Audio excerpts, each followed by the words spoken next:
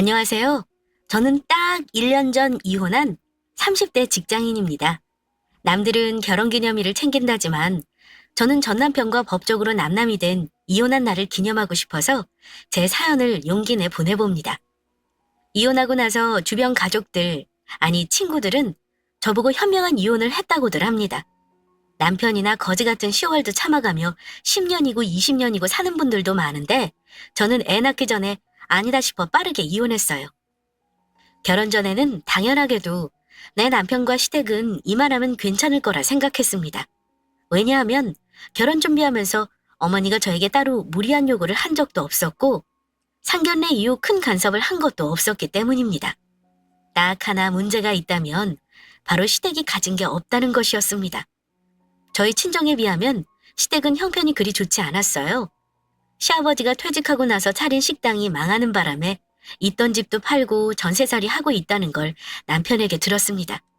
결혼할 때 시댁 도움을 거의 못 받은 거 알고 결혼했어요. 그래도 남편이 직장이 든든했고 저 역시 직장을 다녔던지라 시댁의 경제적인 도움 못 받는 게 크게 문제될 거 없다고 생각했습니다. 어느 쪽이든 조금 더 여유 있는 쪽이 조금 더 보태면 어떠려 하는 마음으로요. 하지만 그렇다고 저희 친정이 시댁보다 월등히 잘 사는 건 아닙니다. 친정아빠는 공무원이셨고 엄마는 어린이집 원장님이세요. 두 분 사는 집 있고 노후 다 마련해 놓으셨죠. 아빠가 저랑 제 동생 앞으로 어릴 때부터 청약 부은 걸로 청약에 성공해서 저는 20대 초반부터 집이 있었습니다. 대학교 때는 부모님이 대출금을 갚아주셨지만 직장 다니면서 제가 모두 갚았고요. 아빠가 할아버지께 물려받은 재산도 꽤 되었던지라 저는 어릴 때부터 유복하게 자란 편이에요. 하고 싶은 거 다 하면서요. 그렇게 자라서인가 결혼하고 나서의 삶이 결혼 전과 너무나 달라지는 걸 받아들이기 힘들더라고요. 미리 당부드리자면 저는 시댁이 가난하거나 어렵다면 결혼을 2번, 3번 고민해보라 말씀드리고 싶습니다. 부모가 돈이 없으면 그 가난이 자식에게 어떻게든 영향이 온다는 거 제가 겪어보고 하는 말입니다. 결혼 초반에 저는 시댁을 겪으면서 알았습니다.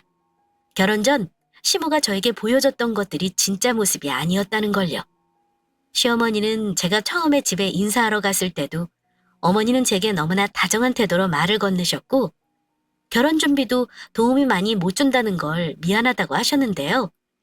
남자친구에게 들었는지 결혼할 때 신혼집은 어찌할 거냐며 넌지시 물어보신 적이 있었습니다. 현수가 그러던데 네 명의로 집이 벌써 있다며? 얘기 들었겠지만 우리가 너희 집 해줄 정도로 지금 여유가 있는 형편이 안 돼. 네 신우도 결혼한 지 얼마 안 된 거 알지? 그 애가 먼저 결혼하는 바람에 상황이 이렇게 돼서 어쩌면 좋냐? 미안한 말이지만 네 명의로 되어 있다는 집에서 너희 시작하려는 게 맞는가 해서 말이야. 혹시 그 집 놔두고 다른 집 얻으려고 하는 건 아니지? 제가 가지고 있는 아파트는 아직 세입자가 있긴 했지만 이듬해 봄쯤에 계약이 만료되는 시점이라 마침 결혼 시기와 비슷해서 겹치긴 했습니다.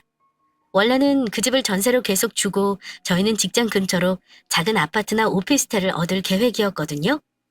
그런데 시댁에서는 목돈을 지원해줄 만한 형편이 안 되는 듯 했습니다. 그렇다면 대출을 받고 시작해야 하는 건데 그건 또 싫더라고요. 그래서 저도 이미 고민했던 거라 어머니께 말씀을 드렸습니다. 네, 어머니. 내년 봄에는 전세 계약이 끝나서요. 세입자 나가고 나면 저희가 들어가서 살면 될 것 같아요. 이미 현수 오빠랑 상의한 거니까 집 문제는 너무 걱정 안 하셔도 돼요. 어머, 그러니? 다행이구나. 내가 그것 때문에 며칠 밤을 잠을 못 잡지 뭐니. 근데 마침 현수가 집은 걱정 말라 그러면서 네가 집이 있다고 하는 거야. 네가 분양받은 그 아파트 역 근처라서 처음보다 많이 올랐다 그러던데.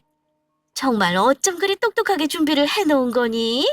네 명이라는 아파트 그거 얼마인가 알아봤는데 지금 팔아도 집 2채는 거뜬히 사겠더라. 다 저희 부모님 덕분이죠. 저 어릴 때부터 준비해 주신 거라서요. 어머니는 제가 소유한 아파트에 대해 이미 가격 조사까지 끝내놓으신 듯 했습니다. 그때는 저희 신혼집 문제 때문에 고민을 많이 하셨나 보다 했을 뿐이었는데요.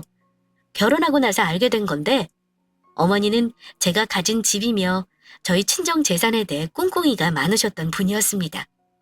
아무튼 그때는 몰랐어요. 시어머니는 눈치 보는 정도까지는 아니지만 거의 저에게 맞춰주셨고 상견례 때도 양가 어르신들 오고 가는 대화에도 문제 없었습니다. 상견례에서 결혼 날짜 잡고 결혼 준비할 때 친정엄마가 딱 한 번 속내를 내비치신 적은 있었습니다. 너희 시댁은 아무리 그래도 아들 장가 보내면서 왜 돈 한 푼도 안 쓰려고 하는 거니? 그 집의 장남이고 첫 혼사인데 너무하지 싶다. 엄마가 많은 거 바라는 거 아니야. 어차피 시댁에서 하는 만큼 우리도 맞춰줘야 하는 거니 간소하게 하면 나도 편하고 좋지. 그래도 집을 우리가 하는데 너 예물이라도 좀 마음에 드는 거 해주셨으면 좋으련만. 엄마 말에 저는 괜찮다고 했지만 엄마 심정 이해 못하는 건 아니었습니다. 엄마는 딸 시집 보내는데 이것저것 못해줘서 안달인데 시어머니는 아들 장가 보내면서 돈 없다는 말만 하시고 너희들이 다 알아서 하라는 게 속상하셨던 모양입니다. 게다가 엄마 주변 친구들 결혼하는 거 보면 제가 유난히 기우는 결혼을 하는 것 같아 마음이 편치 않다고 하시긴 했습니다. 그래도 결혼하지 말라는 말은 안 하셨어요. 저의 의사를 가장 존중하시는 분들이기 때문에 내 입에서 싫다 소리 나오는 거 아닌 이상 부모님은 자식의 삶은 스스로 책임지게 지켜봐줘야 한다는 입장이셨습니다. 자잘한 문제 빼고는 큰 걸림돌 없이 결혼을 하긴 했습니다. 그렇게 결혼하고 나서 저는 남편과 내가 둘이서만 잘 살면 되는 줄 알았어요. 그런데 결혼하고 나서부터 전혀 다른 삶이 기다리고 있더라고요. 물론 싱글일 때와 똑같이 살려고 결혼하는 건 아니니 상대방의 가족이며 생활 방식이며 적응하고 받아들이는 건 당연한 거라 생각합니다. 하지만 결혼하고 나서 그 전과 180도 달라진 어머니의 태도를 감당하는 게 점점 버거워진다는 게 문제였습니다. 처음에 시누이와 함께 저희 신혼집을 구경하러 오셨을 때의 일입니다. 저는 나름 준비한답시고 음식도 해서 어머니와 시누이에게 대접하고 싶었는데요. 어머니는 저희 집에 들어오셔서는 집을 이리저리 둘러보시고는 생각지도 못한 잔소리를 시작하셨습니다. 아무리 내가 니들 보고 알아서 하라 그랬다지만 너도 참 안목이 없어도 너무 없는 거 아니니? 아니 가구며 가전이며 한 번 살 때 좋은 거 사서 쓸 생각을 해야지. 가구가 저게 뭐야? 저런 싸구려는 이사 한 번 하고 나면 다 부서져 버리겠구나. 가구랑 가전이 하나같이 싸구려라며 혀를 차셨고 심지어 냉장고는 용량이 적다며 타박하시기까지 했습니다. 순간 울컥했지만 꾹 참고 사정을 말씀드렸습니다. 어머니, 혼수는 현수 오빠가 거의 장만한 거예요. 제가 여기 세입자 내보내면서 보증금 돌려주느라 돈이 많이 없었거든요. 그래서 예산에 맞추다 보니 너무 비싼 건 못 샀어요. 하지만 제 말을 들은 어머니가 순간 불쾌한 표정을 지으시며 이러는 겁니다. 그래서 우리 아들이 산 거니까 잔소리 마라 이런 거야? 우리가 해준 게 없으니 가만히 있어라 이런 뜻으로 말하는 거네? 하며 갑자기 화를 내시길래 깜짝 놀란 저는 다급히 어머니에게 그런 뜻이 아니라고 죄송하다 사과드렸습니다. 그전까지는 저에게 싫은 소리를 거의 하신 적이 없었기에 저한테는 어머니의 잔소리에 적잖이 마음이 상했습니다. 그래, 보태준 거 없으니 나는 더 이상은 말 안 하마. 뭐 니들이 살 집인데 내가 더 말해서 뭐 하겠니? 그런데 같이 온 시누이와 어머니가 제가 식사 준비를 하는 동안 황당한 대화를 하는 걸 제가 듣고 말았습니다. 엄마, 이 집이 역세권에 초품하래. 분양은 3억대 있는데 지금 9억이 넘더라. 쇠언니 집은 충수도 높아서 더 비싸게 받을 수 있겠는데? 어머, 처음 분양받을 때보다 3배가 넘게 오른 거네? 세상에. 너희도 한 살이라도 젊을 때 이렇게 분양이라도 받아놓을 걸 그랬다. 그렇지? 아우, 엄마. 요즘은 돈 없으면 집도 못 사. 그냥 전세나 월세 살다가 돈 모아 집 사려고 해도 집값이 너무 올라버리니까 더는 못 사는 거지. 암튼 새언니는 정말 똑똑하게 잘해놓은 거네. 오빠가 복 받은 거지 뭐. 아, 나는 언제 내 집 마련하나 몰라. 지긋지긋한 월세살이 벗어날 수는 없을까? 얘는 그걸 말이라고 해? 너도 얼른 집 살 수 있어. 걱정 마. 엄마가 다 생각이 있으니까. 내 집을 두고 자기들이 왜 올랐느니 대화를 나누는 건지 살짝 불쾌했지만 못 들은 척했습니다. 실제로 그 뒤 대화는 거의 못 듣기도 했고요. 살짝 불쾌하긴 했는데 딱히 다른 사람에게 말하기도 그렇고 해서 그냥 넘겼던 기억이 납니다. 그런데 시댁과 저희 집이 30분 거리로 그리 가까운 편이 아니었는데 어머니가 신혼집에 오가는 일이 자주 있었습니다. 저한테 살림 간섭을 하시거나 자잘한 잔소리를 하는 건 참을 수 있었는데요. 유독 제가 힘들었던 건 시어머니가 은근히 경제적으로 기대는 일이 많다는 거였습니다. 제가 맏며느리인데다 아무래도 아들 하나뿐이고 또 집안 대소사를 다 챙겨야 하다 보니 저한테 의지하시는 부분이 많을 거라는 건 짐작했던 바였습니다. 그런데 결혼 후 첫 명절에 가족들이 다 모인 자리에서 시어머니가 제게 했던 말은 조금 충격적이기까지 했습니다. 이제 너는 우리 가족이 된 거니까 가족들 간에 어려운 일 있으면 서로 돕고 잘 지냈으면 한다. 결혼 전에 현수가 말했는지 모르겠다만 생활비를 받아 쓴 게 있어. 그래서 너희도 이달부터는 부모한테 효도한다 생각하고 매달 50만 원씩 보내주렴. 대뜸 매달 용돈을 달라고 하시는데 당황스러웠지만 일단 알겠다고 말씀드렸습니다. 남편은 당연한 듯 생각했는지 심지어 제가 그래도 100만 원씩 드렸는데 이거 가지고 생활이 되겠어요? 이러는 겁니다. 어머니는 아직 아버지가 돈벌이를 하고 있으니까 상관없다며 그 정도로 양심 없는 시어머니 아니라면서 호탕하게 웃으셨지만 모자간의 그 대화 듣는 내 속은 열불이 터질 지경이었습니다. 아무리 맞벌이를 한다지만 우리가 월에 1,000만 원을 버는 것도 아니고요. 저희 친정에서는 제가 용돈을 드린다고 해도 싫다고 마다하시는 분들이거든요. 그런데 매달 월급 받듯이 50만 원씩이나 되는 돈을 드려야 한다고 생각하니까 너무 화가 나는 겁니다. 집에 돌아와서 남편에게 말했더니 남편이 하는 말이 더 가관이었습니다. 우리가 떼돈 버는 것도 아닌데 어떻게 월 50을 드려? 당신이 결혼하면서 쓴 카드도 아직 갖고 있는 거 어머님이 모르시나? 지금 당장은 조금 힘들다고 조금씩만 드리겠다고 말을 했어야지. 그런 말을 내가 하긴 어렵잖아. 결혼 전에는 내가 100만 원씩 드려도 잘만 살았어.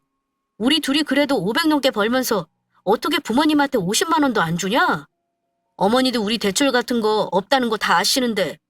그럼 우리 부모님도 똑같이 드리지 그래? 그럼 100만 원 나가는 거네. 이래도 부담 안 가는 금액이야? 오빠는 당연히 오빠네 부모님만 드리면 된다고 생각했나 봐? 우리 부모님은 부모도 아니냐? 야, 그렇게 아까우면 각자 관리해. 내 월급에서 우리 부모님 드릴 테니까 너는 너희 부모님 챙기면 되겠네. 뭐? 각자 돈 관리하자는 거야? 오빠 정말 다시 봤다. 결혼 전에는 나한테 다 맡기겠다더니 그런 문제는 미리 상의도 안 하고 결국 각자 생활하자 이거네? 네가 우리 부모님한테 주는 돈 아까워하니까 그러는 거야. 우리 부모님 내가 돈 안 드리면 제대로 반찬도 못 사드셔. 내 동생은 집 살 돈 모으느라 부모님한테 드리는 돈도 없을 거라고.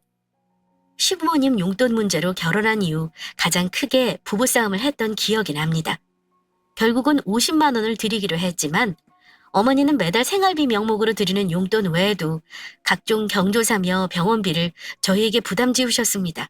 그리고 제일 화가 나는 건 일주일에 한 번 주말에 꼬박꼬박 오셔서는 매번 장을 보러 가자고 하시는 겁니다.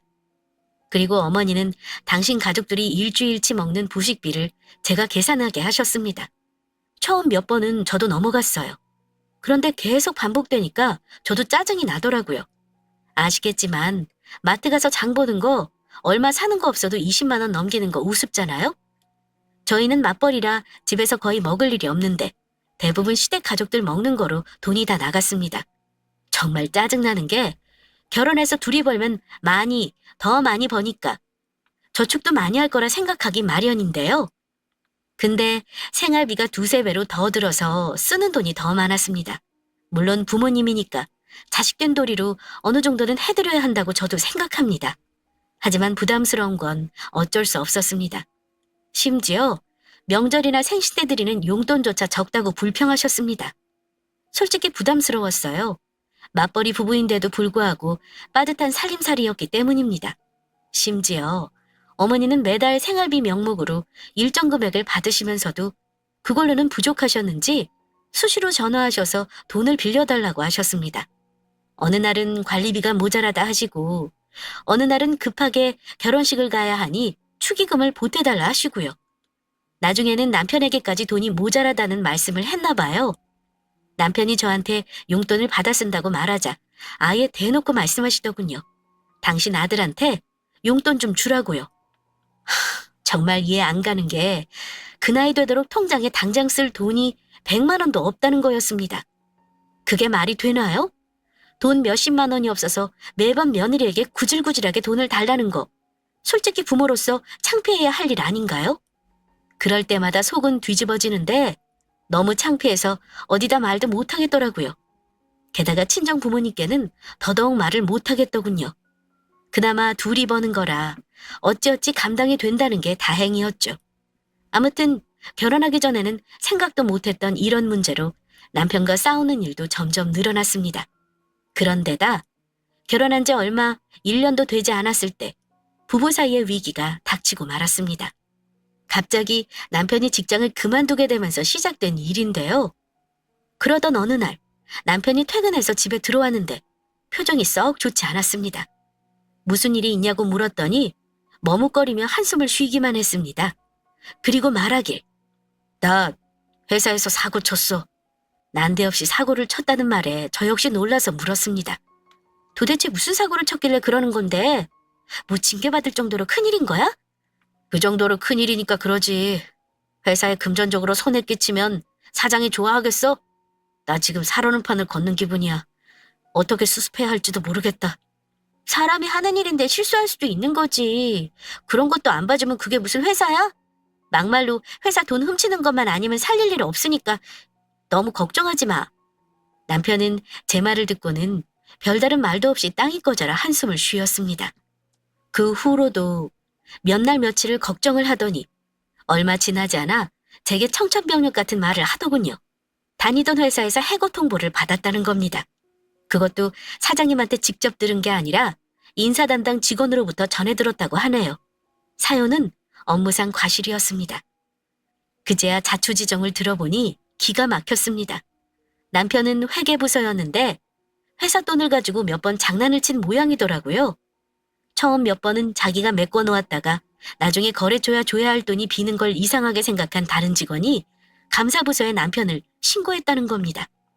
이미 일은 벌어졌고 회사에서는 남편에게 구상권 청구까지 했다는 걸 뒤늦게 알았습니다. 저한테는 창피해서 말을 안 했던 거죠. 설마 하니 겁대가리 없이 회사 돈 가지고 장난을 친 줄은 몰랐습니다. 고작해야 업무 실적을 못 채웠다거나 이런 사소한 실수인 줄 알았어요. 사고 쳐서 나오면 퇴직금도 다 못 받는 거 아시나요? 남편은 몇 천만 원 되는 돈을 회사에 그대로 반납하고 정말 땡전 한 푼 없이 퇴사했습니다. 그나마 다행인 건 그 와중에 회사로부터 해고당하고 형사고소는 면했다는 거였습니다. 하지만 저는 남편이 실직했다는 사실이 하늘이 무너지는 기분이었습니다. 게다가 그런 짓을 한 남편에게 인간적으로도 너무나 실망스러웠습니다. 남편의 실직 후 한동안 집안 분위기는 살얼음판 같았습니다. 서로 눈치 보느라 대화조차 제대로 나누지는 못했어요. 저는 저대로 남편이 너무 꼴보기 싫었습니다. 하지만 그렇다고 넋놓고 있을 수만은 없었죠. 일단 모아둔 돈이라도 있어서 다행이었지만 앞으로 어떻게 살아야 할지 막막했습니다. 그런데 가뜩이나 화나는 거 참고 있는 제게 남편이 이러더라고요. 내가 조만간 재취업 준비할 테니까 너무 걱정하지 마. 그리고 부탁 하나만 하자. 우리 부모님한테는 나 재취업할 때까지 비밀로 해주라. 부모님 아시면 걱정하실 텐데 말해봤자 좋을 거 없어. 장인 장모한테도 당분간은 비밀로 해줘. 그 말 듣는데 솔직히 기막혔습니다. 우리 부모님한테까지 말하지 말라는 건 본인이 쪽팔려서 말하지 말라는 거지 부모 걱정해서 말하지 말라는 거겠습니까? 이런 큰일을 왜 가족들한테 쉬쉬해야 하는 거야? 당신 잘못을 감추고 싶은 모양인데 웃기지 마. 나는 부모님한테 바로 말할 생각이었어. 당장 다음 달부터 내가 버는 돈으로만 먹고 살아야 하는데 지금 나가는 돈 생각해봐. 내 월급으로 도저히 감당 못해. 그리고 부모님도 당연히 아셔야지. 당신이 잘못해서 그렇게 된 거잖아. 내가 왜 거짓말을 해야 해? 당신 이게 얼마나 큰일인 줄 아직 파악을 못하나 본데 이런 일은 이혼까지 생각할 일이라는 거 몰라? 우리가 뭐 망하기라도 했어? 남편이 직장에서 잘렸다고 이혼하겠다는 마누라가 세상에 어딨냐? 어쨌든 우리 부모님한테는 내가 말할 테니까 그 전까지 당신은 모른 척해. 우리 부모님한테는 내가 말할 거야. 당신 부모님은 알아서 해. 그리고 어머니 용돈은 내 돈으로는 못 주겠으니까 그렇게 알아. 딱 몇 달만 당신이 좀 드려. 내가 어떻게든 재취업 빨리 할 테니까. 그거 하나만 부탁 좀 하자. 물론 부부가 서로 힘들 때 힘이 돼줘야 한다는 건 압니다. 사람 힘으로 어찌할 수 없는 일로 닥친 나쁜 일이라면 어떻게든 서로 힘합쳐 헤쳐나가는 게 맞죠. 하지만 남편이 잘못인 줄 알면서도 그런 짓을 해서 회사에 잘렸다는 게 저로서는 용납이 안 되더라고요. 우리 부부 상황이 그런 줄도 모르고 시모는 꼬박꼬박 용돈 받을 날만 되면 돈 넣었냐며 문자를 보냈습니다.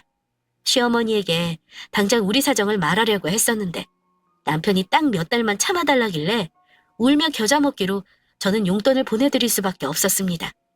남편 실직 후 저 혼자 외벌이 하다 보니 생활비 부담이 만만치 않았습니다. 당연히 매달 용돈 챙겨드리는 것도 버거웠고요. 물론 형편이 넉넉했다면 부모님께 드리는 돈 아깝게 생각 안 하고 기꺼이 도와드렸겠지만 빠듯한 살림에 여유가 없었습니다. 상황이 이렇다 보니 자연히 친정 부모님께 의지할 수밖에 없었습니다. 딸 가진 부모가 무슨 죄인지 우리 부모님께 사위가 실직했다는 거 말하자 두 분은 충격을 받으신 듯 했습니다. 지혜야, 그래도 어쩌겠냐? 아직 젊은데 설마 너 군기기라도 하겠어? 다른 데 취직할 때까지는 힘들어도 네가 조금 이해해주고 참아야지. 네가 힘들어서 어쩐다니? 엄마가 돈 좀 보내줄까? 당장 힘든 건 없어? 괜찮아요, 엄마. 내가 놀았으면 큰일이겠지만 일단 나오는 월급이 있으니까 다행이지. 이서방, 이 나쁜 놈이 남의 귀한 딸 데려가서는 왜 이런 마음고생을 시킨다니? 엄마가 속상해 죽겠다. 혹시 엄마 도움 필요하면 말해. 알았지? 차마 부모님께 돈 얘기는 할 수 없었는데도 어찌 내 사정을 그리 잘 아시는 건지 제 통장으로 1,000만 원을 붙여주시기까지 했습니다. 당분간 급한 대로 쓸 곳 있으면 써라. 더 필요하면 말해. 네가 엄마한테 돈 달라는 말 못하는 거 엄마도 안다. 힘든 일도 시간 지나면 다 해결되는 거야. 그래도 혹시 못 견딜 정도로 너 힘들게 하는 일이 있으면 굳이 참을 필요는 없어. 알겠지? 엄마 말 들으니 눈물이 다 나더라고요. 다행히 엄마 아빠께서는 딸 자식 고생한다며 반찬이며 먹을거리며 이것저것 아낌없이 지원해 주셨습니다. 감사한 마음이야 이로 말할 수 없지만 죄송스런 마음이 드는 건 어쩔 수 없었습니다. 게다가 그 와중에도 자기 아들이 백수가 된 줄도 모르고 눈치 없는 행동을 하는 시모와 시누이 때문에 제 속은 말이 아니었습니다. 남편은 실직 후 3달이 넘도록 아르바이트는커녕 PC방에 틀어박혀 게임만 하며 시간을 보내고 있더라고요. 남편이 미우면 시댁 식구들도 다 보기 싫은 법이라는데 정말 그렇더라고요. 밥 먹으러 오라는 것도 싫었고 반찬 갖다 주러 저희 집에 온다는 것도 너무 싫었습니다. 그러다 한 번은 어쩔 수 없이 시댁 식구들과 저녁을 먹고 있는데 집에 가려는 저를 시어머니가 붙잡으시더라고요. 예, 내가 할 말이 있어서 오늘 너희 오라고 했어. 잠깐 얘기 좀 하자꾸나. 저는 혹시 어머니가 우리 부부 사이에 안 좋은 걸 눈치채셨나 했습니다. 여참은 오늘 남편 일을 말씀드려야겠다 마음을 먹었죠. 그런데 어머니가 제게 하시는 말은 제가 전혀 예상도 못했던 내용이었습니다. 그 말 듣고 열받은 저는 그날 시댁을 완전히 뒤집어 엎어버렸죠. 너 우리 현주 월세살이 하는 거 알지? 근데 이사 갈 때가 돼서 전세를 알아보는데 전세값도 턱없이 모자라서 마음고생이 많더라. 요즘 집값은 계속 오르고 이대로 있다가는 영영 집을 못 살 것 같아서 내가 생각을 많이 해봤어. 고민 많이 하고 하는 말이니까 내 말 거역하지 말고 따라줬으면 하는구나. 뜬금없는 시누이 월세살이 얘기는 왜 하나 싶었습니다. 어리둥절한 얼굴로 앉아있는데 어머니가 하시는 말씀이 너네 아파트 말이다. 그걸 좀 팔았으면 해. 그 아파트 많이 올랐잖아. 아파트 값이라는 게 천년만년 계속 오르는 게 아니야. 엄마 생각에는 지금 이 가격이 아무래도 꼭지 같구나. 지금 파는 게 현명한 거야. 너 대출도 없다며? 그거 팔면 다 돈으로 남는 거잖아. 내 명의로 된 집을 팔으라는 말에 황당했던 저는 되물었습니다. 멀쩡한 아파트를 왜 팔아요, 어머니? 그거 저희 부모님이 해주신 거고 저는 앞으로 10년간은 팔 생각 없어요. 정색하며 말하자 어머니 얼굴이 아까와는 달리 차갑게 굳는 겁니다. 내가 괜히 하는 말 아니야. 실은 네 시누이 말이야. 언제까지 월세살이 하는 거 봐야 할지 내가 마음이 힘들어서 그런다. 네 아파트 팔아서 너희는 아파트 작은 거 하나 대출 껴서 사고 네 시누이 집 사는데 돈을 좀 보태줘. 네? 제 아파트 팔아서 아가씨 집 사는 거에 보태라는 말씀이세요, 어머니? 그 집 제 거예요. 제가 왜 그 집 팔아서 다른 집으로 이사를 가야 해요? 저는 싫어요. 팔 생각 없어요. 그것 때문에 얘기하자고 하신 거면 저는 더 할 말 없어요. 정말 황당하게도 제 집을 팔아서 시누이 집 사는 거에 보태달라는 말을 하는 겁니다. 시댁 근처에 사는 시누이가 이사를 가야 하는데 전세금이 부족하다는 말을 하며 이참에 집을 사는 게 좋겠다는 겁니다.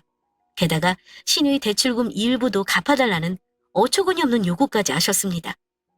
아, 누가 그냥 네 돈을 마구잡이로 탈라니? 일단 보태주면 살면서 지들이 갚는다잖아. 너는 3배나 오른 아파트 파는 건데 손해보는 장사도 아니면서 가족 도와주는 일에 뭐 그리 정색을 하고 있냐? 나중에 돌려받을 수 있으니 손해보는 장사는 아닐 거다. 너는 시누이가 저렇게 월세 사는 게 불쌍하지도 않니? 하시며 못마땅해 하셨습니다. 아니요, 어머니. 저는 싫어요. 아파트 팔아서 상급지로 가는 것도 아니고 제가 왜 그래야 해요?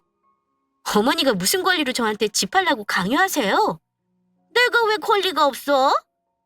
우리 아들도 같이 사는 집인데 나중에 그 집 팔아서 다른 데 이사 가면 우리 아들도 대출 같이 갚을 거 아니냐? 그럼 내 아들도 당연히 권리가 있는 거야. 그 말 듣는데 그동안 참고 있던 화가 순간적으로 확 솟구치더라고요. 어머니, 저 결혼할 때 도와준 거 하나 없으면서 저한테 그런 요구하는 거 창피하지 않으세요? 결혼해서 1년 동안 매달 용돈에 어머니 장 보는 거 비용에 병원비까지 매번 제가 다 대드렸잖아요. 근데 제 집까지 탐내는 거 정말 과하다는 생각이 드네요. 그만 좀 하세요. 참다 못해 맺혀있던 말을 했는데 어머니가 제 말을 듣더니 자존심이 상했던 모양입니다. 갑자기 벌떡 일어나기까지 하시며 이러는 겁니다. 아무튼 나는 분명히 말했다. 너 집 팔아서 온 가족이 행복해지는 길인데 그렇게 고집 부리지 마. 정 싫다면 내 아들하고 살 이유가 있니? 우리 집 사정 나 몰라라는 며느리 나도 필요 없어. 그럴 거면 차라리 내 아들하고 이혼해라.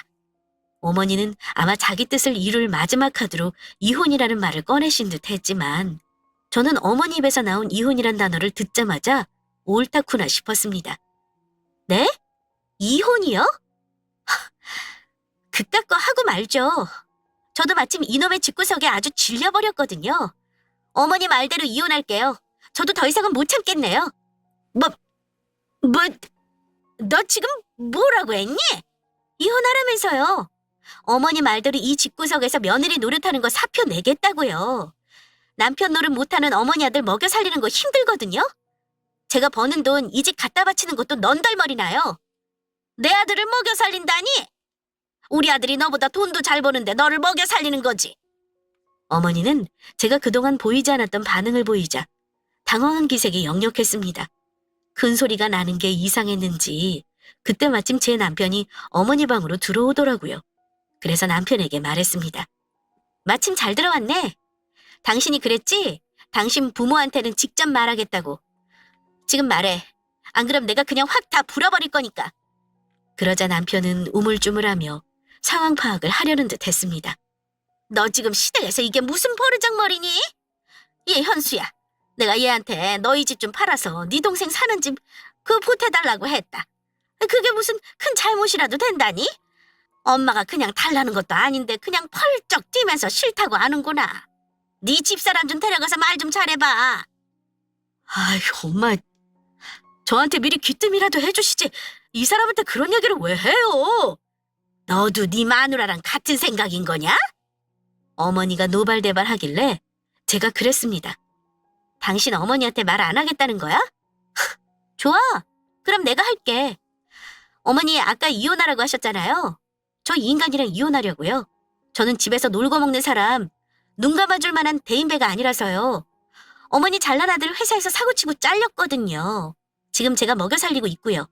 어머니는 그것도 모르고 그동안 저한테 어쩜 그렇게 돈을 알뜰히 받아가셨어요?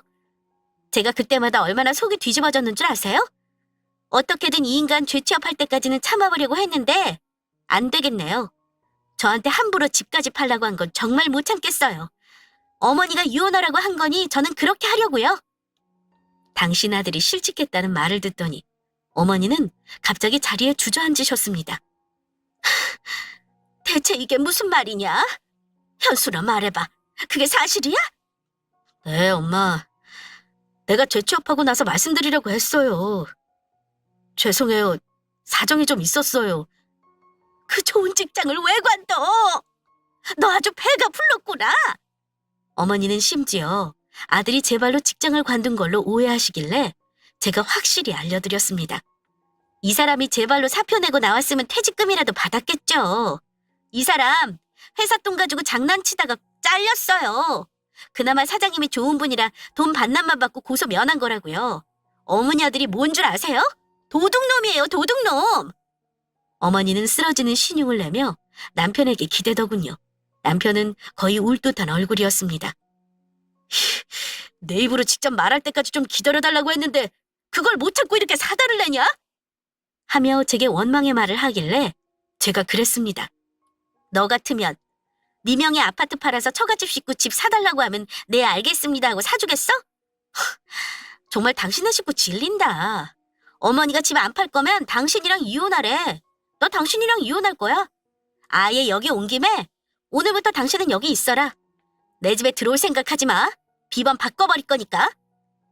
제가 사납게 쏘아붙이자 그제야 어머니는 조금 수그러든 태도로 제게 말했습니다. 아이 그건 내가 홧김에 한 말이야. 안 팔면 그만이지 뭘 이혼까지 한다고 그러냐. 어지간히 해라. 이러시길래 어머니나 어지간히 하세요. 말 한 번 뱉으면 주워 담기 힘들다는 거 아셔야죠. 이혼 소송에서 탈탈 털리기 싫으면 협의 이혼하라고 아들한테 얘기나 잘하세요. 저는 마지막으로 그 집 식구들에게 쏘아붙이고 나와버렸습니다. 그날이 이혼 전 시댁에 간 마지막 날이 되었네요. 남편은 제가 허투루 하는 말이 아니라는 걸 알았나 봐요. 정말로 그날 집에 안 들어오더라고요. 제가 이혼까지 통보하고 나왔으니 자기들끼리 작당 모의를 하겠구나 했습니다. 저는 친정엄마에게 그동안의 일을 얘기했습니다. 남편의 실직 사실을 듣고서도 이혼하라는 말보다는 잘 이겨내라는 말을 하셨던 분이었습니다. 그런데 시모가 집을 팔아 시누이 집을 사는데 보태달라고 했다는 말을 하자 엄마는 노발대발하면서 당장 헤어지라고 하더군요. 미친 노인네가 노망이 난 거니? 원, 늙으려면 곱게 늙어야지. 자식들 도움은 주지는 못할 망정 며느리한테 집을 팔라고 해? 아, 얘 안 되겠다. 너 이혼해. 지금 이혼해도 너 손해볼 거 없어. 네가 애가 있어 뭐가 있어. 당장 때려치우고 친정으로 들어와. 엄마, 안 그래도 어머니가 집 안 팔 거면 이혼하라고 하더라. 그래서 알겠다고 당신 아들이랑 이혼하겠다고 쏘아붙이고 나왔어. 이혼할 거야 엄마. 나도 그동안 너무 속 터졌는데 이혼 마음 먹고 나니까 얼른 하고 싶어. 내가 뭐하고 다 참고 살았나 모르겠어. 그 노인네가 집 안 팔면 이혼하라 그러던? 진짜 살다 그렇게 고약스러운 시어머니는 듣도 보도 못했다. 네가 알아서 하겠지만 엄마는 빨리 이혼했으면 한다. 소송하면 엄마가 비용 도와줄 테니까 걱정 말고 해. 엄마는 이혼 소송을 해서라도 그 집 며느리로는 잊지 말라고 하셨습니다. 저도 소송까지 생각했고요. 며칠간 이혼 절차에 대해 이것저것 알아봤는데 코빼기도 안 비치던 인간이 전화를 해서 그러는 겁니다. 내가 어머니한테는 잘 말씀드렸어. 당신 나랑 정말 이혼할 건 아니지? 그러길래 이혼하겠다는 생각은 변함없어. 우리 부모님이 다 아셨고 당장 이혼하래. 안 그러면 당신의 집안 다 뒤엎는다고 하셨어. 소송에서 나한테 위자료까지 주고 끝낼지 협의 이혼으로 둘이 적당히 헤어질지 당신이 선택해.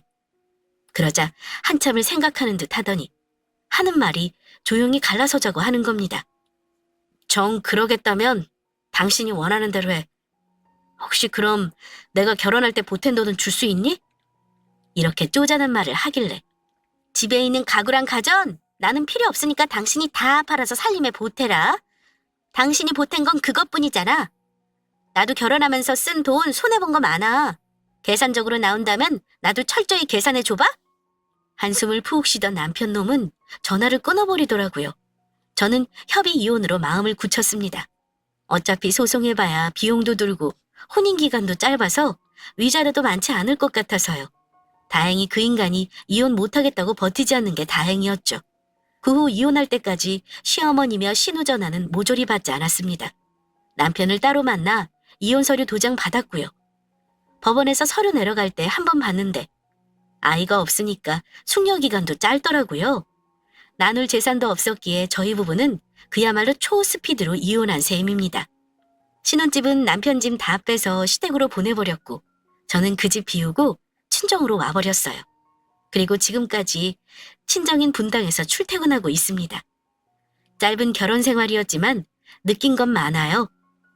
저는 결혼 전에 나는 부모님한테 손 안 벌리고 내 힘으로 결혼할 거야 라는 말을 입버릇처럼 달고 살던 사람입니다. 하지만 결혼해보니 현실은 달랐습니다. 사랑 하나만 보고 시작했던 연애였지만 결혼하고 남편의 집안 사정이 좋지 않다는 걸 속속들이 알게 된 순간부터는 부부 사이도 점점 멀어지기 시작했으니까요. 시댁 식구들이 경제적으로 아들 내외에게 기대는 건 며느리 입장에서 정말 부담스러운 일이라는 걸 그때서야 알았습니다. 안타까운 말이지만 왜 사람들이 그토록 조건 따지는 건지 실제로 나도 그런 상황 속에서 살아보니 알겠더라고요. 다른 건 몰라도 경제력만큼은 중요하다는 걸 말입니다. 가진 게 없으면 염치까지 없어진다는 거 저는 시댁 식구들 보면서 알았습니다. 만약 아직 미혼인 분이 계시거나 또는 현재 만나고 있는 애인이 없다면 앞으로 결혼할 배우자에 대해서는 경제력과 집안 환경도 반드시 고려하시기 바랍니다. 그리고 정말 신중하게 선택하길 바랍니다. 다른 분들은 혹시라도 나중에 후회하며 저처럼 이혼을 선택하는 일이 없기를 바라며 제 사연은 여기서 마치겠습니다. 감사합니다.